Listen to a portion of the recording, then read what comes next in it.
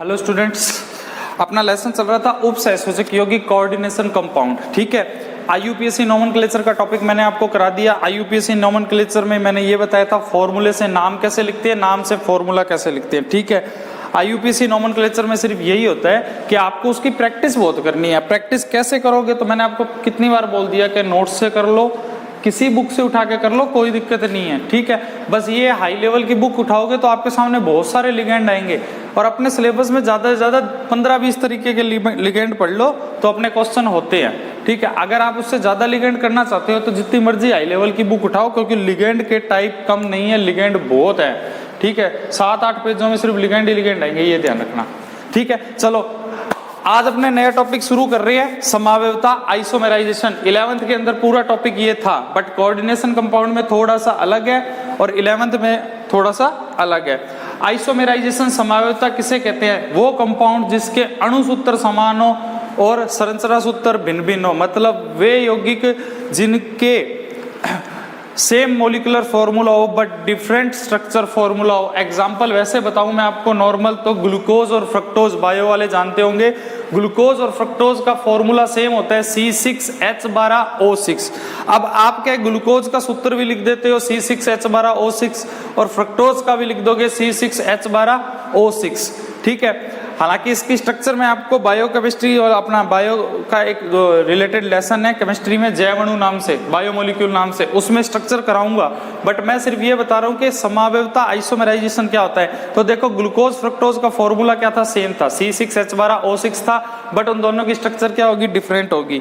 इसी को हम बोलते हैं, उन दोनों को आपस में बोलेंगे आइसोमर, समावयवी, व इस गुण को बोलेंगे आइसोमेराइजेशन, समावयवता। तो मैंने यहाँ पे इसकी डेफिनेशन लिखी है। समावयवता आइसोमेराइजेशन क्या होता है? वे यौगिक जिसके अणु सूत्र समान हो, संरचना सूत्र भिन्न भिन्न हो, आपस में समावयवी कहलाते हैं, व इस गुण को समावयवता कहते हैं। ठीक है, इंग्लिश मीडियम वालों के लिए लिख दिया, those compound in which same molecular formula but different structure formula is called isomerization, या isomers, this phenomena is called isomerization. मतलब वो जो चीज आप लिख सकते हो वो वाली। ठीक है, उसके बाद अपन को ये देखना है आइसोमेराइजेशन के टाइप पढ़ने हैं। तो आइसोमेराइजेशन दो टाइप का आपके सिलेबस में है। एक तो है संरचनात्मक समावयवता, स्ट्रक्चर आइसोमेराइजेशन। एक है त्रिविम समावयवता, स्टीरियो आइसोमेराइजेशन। ये आपके सामने नया है, ये आपके सामने 11th का है। हालांकि ये ज्यामितीय समावयवता आपका टॉपिक पढ़ा हुआ है, तो मैं पहले एक बार इसकी बात कर रहा हूँ। त्रिविम समावयवता आपको दो प्रकार की पढ़नी है, ज्यामितीय समावयवता, ध्रुवण या प्रकाशिक समावयवता। ज्योमेट्रिकल आइसोमेरिज्म, जिसमें आपने पढ़ा था सिस और ट्रांस, 11th में नाम सुना है आपने, सिस और ट्रांस, समपक्ष और विपक्ष, जिसको आप हिंदी में बोलते हो, समपक्ष और विपक्ष। वही चीज यहाँ पढ़ोगे, बस यहाँ पे कोऑर्डिनेशन में पढ़ोगे। तो ये तो हो गया आपका ज्यामितीय समावयवता की बात। सारा टॉपिक ये कराऊंगा, बट ये एक फ्लो चार्ट है जो आपको आना चाहिए, बेसिक। ठीक है, और दूसरा होता है ध्रुवण या प्रकाशिक समावयवता, मतलब पोलराइजेशन या ऑप्टिकल आइसोमेराइजेशन। अब ऑप्टिकल आइसोमेराइजेशन क्या होता है, ये भी जब अपन इसको अच्छे से करेंगे जब सारी चीज बता देंगे। ठीक है, बट अभी सिर्फ फ्लो चार्ट आपको आना चाहिए। संरचनात्मक समावयवता वैसे तो बहुत प्रकार की होती है, बट आपको क्या करना है कि आपके सिलेबस की याद करनी है।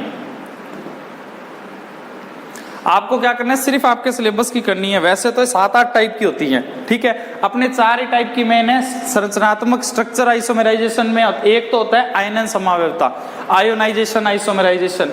एक होता है बंधन समावयवता, लिंकेज आइसोमेराइजेशन। एक होता है विलायकन या हाइड्रेट समावयवता, इसको बोलते हैं सोल्वेनाइजेशन और हाइड्रेट आइसोमेराइजेशन। और एक होता है उपसंयोजक समावयवता, इसको बोलते हैं कोऑर्डिनेशन आइसोमेराइजेशन। आज के वीडियो में मैं आपको सिर्फ ये वाले करा दूंगा, ये वाले आपको मैं नेक्स्ट में कराऊंगा। ठीक है, तो देखो भाई, शुरू करते हैं अपन। डेफिनेशन आपको पता ही चल गया, कल को आपके सामने आइसोमेराइजेशन की डेफिनेशन आ जाए तो आप बता सकते हो।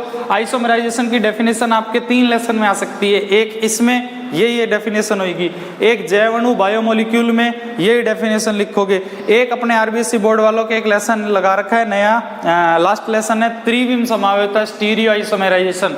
उसके अंदर भी आप क्या कर सकते हो, ये डेफिनेशन आपसे पूछी जा सकती है। तीनों में डेफिनेशन सेम रहेगी, बस ये कह रहा हूँ। ठीक है, अब मैं इसको मिटो के मैं आपको सीधे शुरू करा रहा हूँ संरचनात्मक समावयवता, स्ट्रक्चर आइसोमेराइजेशन। तो इसकी डेफिनेशन में तो सेम वही चीज लिखोगे वे यौगिक जिसके अणु सूत्र समान हो, संरचना क्या हो, भिन्न भिन्न हो। ठीक है, those compound in which same molecular formula but different structure formula is called structure isomerisation बोलोगे। ठीक है, अब स्ट्रक्चर आइसोमेराइजेशन होते हैं वो आपको 4 टाइप के पढ़ने हैं। 4 टाइप में फर्स्ट आपको मैं बता रहा हूं वो है आपका आयनन समावयवता, आयोनाइजेशन आइसोमेराइजेशन, आयनन समावयवता, आयोनाइजेशन आइसोमेराइजेशन। ठीक है, आयनन समावयवता, आयोनाइजेशन आइसोमेराइजेशन जिसको अपन बोलेंगे। देखो बेटा इसमें क्या होता है, इसमें यह होता है कि कोई आपने कोऑर्डिनेट कंपाउंड लिखा बड़े ब्रैकेट में, उसके बाहर भी आयन है और उसके अंदर भी कोई ना कोई आयन है, वो दोनों वो आयन क्या होंगे, इंटरचेंज हो जाएंगे और इंटरचेंज हो जाने पे जो 2 मॉलिक्यूल आपस में मिलेंगे वो आपस में क्या कहलाएंगे, समावयवी या आइसोमर्स कहलाएंगे। देखो इसके अंदर क्या होता है, नोट्स में इसकी थ्योरी लिखी हुई है, थ्योरी के अंदर मैंने यही लिखा है कि जिस यौगिक में बड़े ब्रैकेट के बाहर, ठीक है, और बड़े ब्रैकेट के अंदर आयनों का आदान प्रदान होता रहे तो वो दोनों आपस में आयोनाइजेशन आइसोमर्स कहलाते हैं, आयनन समावयवी कहलाते हैं। एग्जाम्पल देखो इसका क्या होता है, इसका एग्जाम्पल है CONS3 5 और BrSO4। ये मैंने एक आयोनाइजेशन आइसोमर आपके सामने लिखा है। ठीक है, इसको जब आप तोड़ोगे तो ये आपको कैसा मिलेगा, CONS3 5 Br+2 और इसके साथ में क्या मिल गया, सल्फेट। ठीक है, इसी का मैं अगर एक आयोनाइजेशन आइसोमर बनाऊं, इसी का मैं एक आयोनाइजेशन आइसोमर बनाऊं तो आयोनाइजेशन आइसोमर्स को डबल तीर से आप दिखा सकते हो।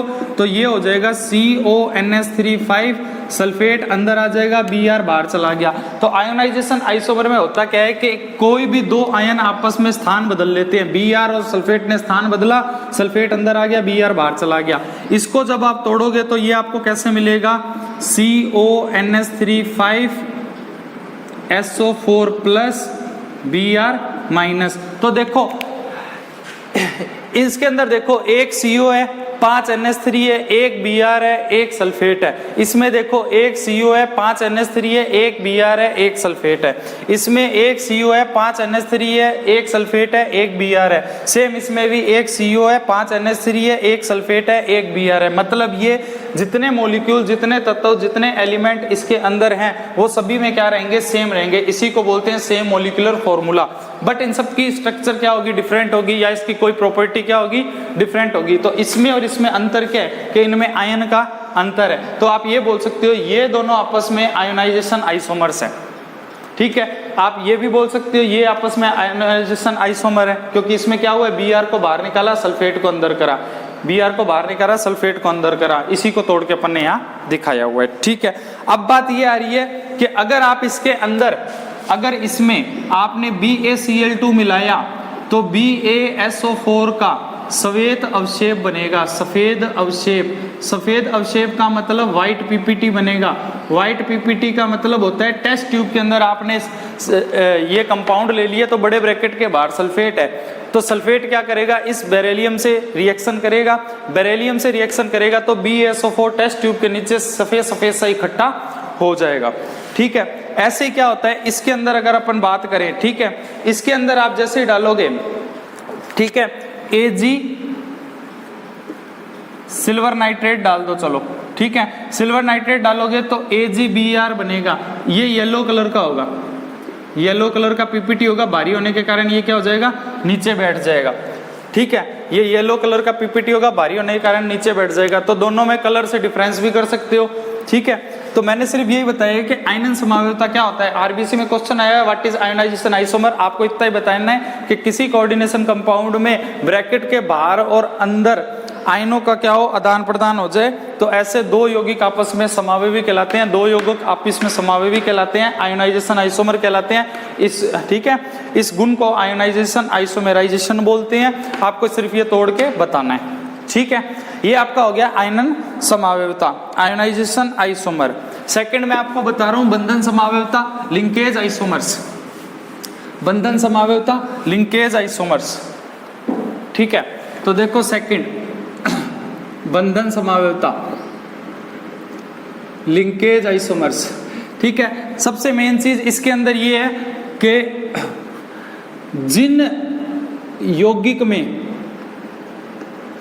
उभयदंतुक लिगेंड होगा, उभयदंतुक लिगेंड हो, वो ही केवल इस प्रकार की संभाव्यता दर्शाते हैं। मतलब जिस कंपाउंड में एम्बीडेंटेड लिगेंड होगा, एम्बीडेंटेड लिगेंड मैंने आपको पिछली क्लास में करा दिया है, जिन कंपाउंड के अंदर एम्बीडेंटेड लिगेंड होगा वो सभी आपको लिंकेज आइसोमर्स या बंधन संभाव्यता दिखाते हैं। एग्जाम्पल के लिए मैंने आपको एम्बीडेंटेड लिगेंड के टाइप कराए थे 3 ही, साइनाइड, नाइट्रो और thiocyanide.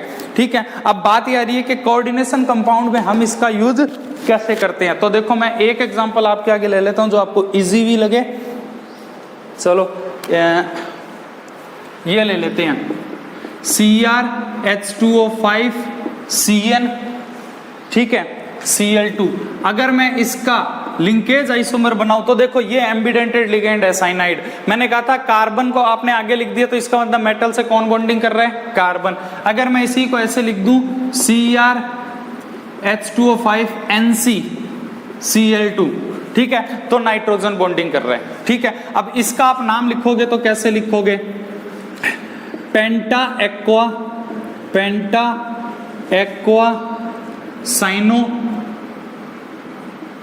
Chromium oxidation state chloride. अब बात आ रही है इसकी ऑक्सीडेशन स्टेट कितनी होगी, तो इस पे 0 चार्ज होता है, साइनाइड पे -1 होता है, ये टूट के यहाँ पे +2 आया, -1 बराबर के उस तरफ गया तो कितना आया, 3rd आया। ऑक्सीडेशन स्टेट इसकी कितनी आ गई, 3 आ गई। ऐसे इसका नाम लिखो तो पेंटा एक्वा आइसोसाइनो, दोनों में डिफरेंस सिर्फ यहीं पर ही है, ये साइनो और आइसोसाइनो में। Penta aqua isocyano chromium 3rd chloride, ये लो साहब। ठीक है, बात क्लियर। बंधन संभाव्यता लिंकेज आइसोमर्स कौन दिखाते हैं, जिसके अंदर क्या हो, एम्बीडेंटेड लिगेंड हो। यहाँ पर कार्बन ने बॉन्डिंग बनाया तो नाम अलग हो गया, यहाँ पे नाइट्रोजन ने बॉन्डिंग बनाया तो नाम अलग हो गया। बस इतना सही है लिंकेज आइसोमर, बंधन आइसोमेराइजेशन। ठीक है, एक और एग्जांपल देख लो चाहे तो CO NH3 NO2 Cl2, इसका बंधन संभाव्यता लिंकेज आइसोमर बनाओगे तो ये लो NH3 हो गया, और इस NO2 को आप ऐसे लिख सकते हो ONO Cl2। अब इसका मतलब क्या है, यहाँ पे नाइट्रोजन बॉन्डिंग कर रहा है और यहाँ पे ऑक्सीजन बॉन्डिंग कर रहा है। जब नाइट्रोजन बॉन्डिंग करता है नाम होता है नाइट्राइटो N, और जब ऑक्सीजन बॉन्डिंग करता है तो नाम होता है नाइट्राइटो O। ठीक है, अब इसका नाम क्या हो जाएगा, penta amine nitrito N cobalt 3rd chloride. इसका नाम हो जाएगा पेंटा एमीन नाइट्राइटो, या N लगाओ तो लगाओ, ना लगाओ तो भी नाइट्राइटो में N ही कहलाएगा, nitrito N cobalt 3rd chloride. But इसका नाम क्या हो जाएगा, penta amine nitrito O cobalt 3rd chloride, ये हो जाएगा इसका नाम। ठीक है, ये हो गया आपका बंधन आइसोमेराइजेशन, लिंकेज आइसोमर्स। ठीक है, सिंपल सा है। ठीक, उसके बाद थर्ड आपका आता है, वो आता है हाइड्रेट आइसोमेराइजेशन या विलायकन आइसोमेराइजेशन। तो देखो जिस उपसहसंयोजक यौगिक में एक्वा वर्ड आ रहा है ना, H2O आ रहा है, वो सभी हाइड्रेट समावेशता दिखाते हैं। तो हाइड्रेट का मतलब ही पानी होता है, ठीक है ना। अगर आपके कोऑर्डिनेशन कंपाउंड में H2O नहीं है तो वो हाइड्रेट समावेशता नहीं दिखाएगा। ऑब्जेक्टिव टाइप क्वेश्चन बनता है, 4 फॉर्मूले आपको दे देंगे, पूछेंगे बताओ इसमें से हाइड्रेट आइसोमर्स कौन दिखाएगा, तो आप यही देखो किसमें H2O है, जिसमें H2O होगा वही दिखाएगा। एक आपसे क्वेश्चन पूछता है कौन सा है जो लिंकेज आइसोमर शो करेगा, तो जिसके अंदर एम्बिडेंटेड लिगेंड होगा वो लिंकेज आइसोमर शो करेगा। उसके अलावा 3 जो दिए होंगे वो एम्बिडेंटेड लिगेंड वाले नहीं होंगे, ठीक है। तो ध्यान रखना, हाइड्रेट आइसोमेराइजेशन तीसरा जो मैं करा रहा हूं, हाइड्रेट आइसोमेराइजेशन, इसमें सिर्फ आपको यही बताना है कि हाइड्रेट आइसोमराइजेशन वही कंपाउंड दिखाएंगे जिसके फॉर्मूले में H2O चाहे ब्रैकेट के अंदर है चाहे ब्रैकेट के बाहर है, मगर उसके आसपास कहीं ना कहीं लिखा हुआ होगा। ठीक है, तो इसके अंदर क्या हो जाता है, जैसे मान लो एक एग्जांपल लूं, CrH2O6Cl3।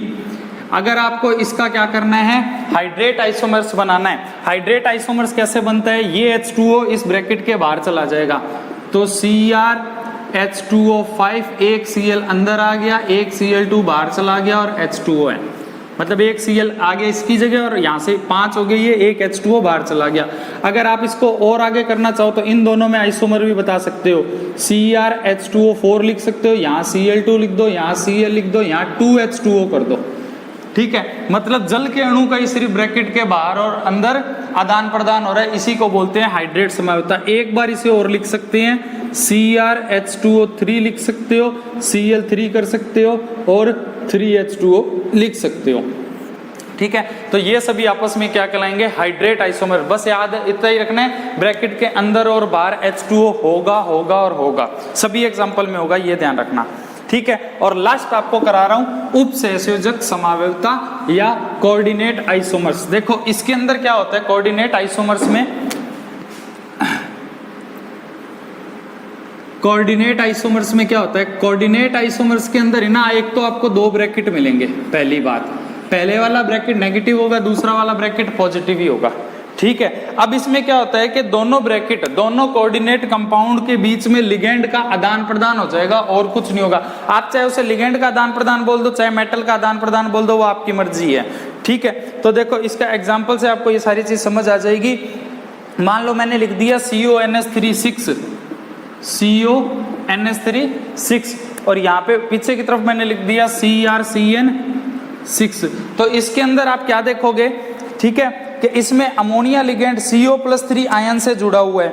ठीक है, तथा साइनाइड लिगेंड Cr+3 आयन से जुड़ा हुआ है। इसके उपसंयोजक समावयवता के अंदर क्या हो जाएगा कि दोनों में लिगेंड का आदान प्रदान हो जाएगा। इसका कोऑर्डिनेट आइसोमर अगर मैं बनाना चाहूं तो आप क्या करोगे कि यहाँ पर तो लिख दो क्रोमियम, क्रोमियम के साथ में NH3 लगा दिया, और यहाँ पे आपने लिख दिया CO, इसके साथ में CN6 लगा दिया। तो आप ये भी बोल सकते हो ना, अब आप चाहे अपनी मर्जी से कुछ बोलो, आप ये कह दो कि लिगेंड का आदान प्रदान हो गया, या ये कह दो मेटल का आदान प्रदान हो गया, दोनों ही बातें सही है, मगर इसमें आदान हमेशा लिगेंड का ही होता है। मैंने इसको ऐसे इसलिए लिखा है क्योंकि पीछे मैं हमेशा नेगेटिव वाला ही लिखूंगा और इधर आगे मैं हमेशा पॉजिटिव वाला ही लिखूंगा। अगर आप कहोगे सर साइनाइड को उठा के इधर ले आओ और NH3 को उठा के इधर ले आओ, तो भी चीज यही बनेगी। Cr के साथ में आपने NH3 लगा दिया यहाँ पे, और यहाँ पे आप CO के साथ में CN लगा दोगे, चीज तो वही बनेगी। बट आप ये देखना कि यहाँ पर जब आप CN लगाओगे ना, तो नेगेटिव वाला डब्बा आगे हो गया, कभी भी नेगेटिव वाले को आगे मत लाना, गलत हो जाएगा क्वेश्चन। ठीक है, बस इतना ध्यान रखना, ये चीज होगी। अब कल मेरे से एक किसी ने क्वेश्चन पूछा था, इसका IUPAC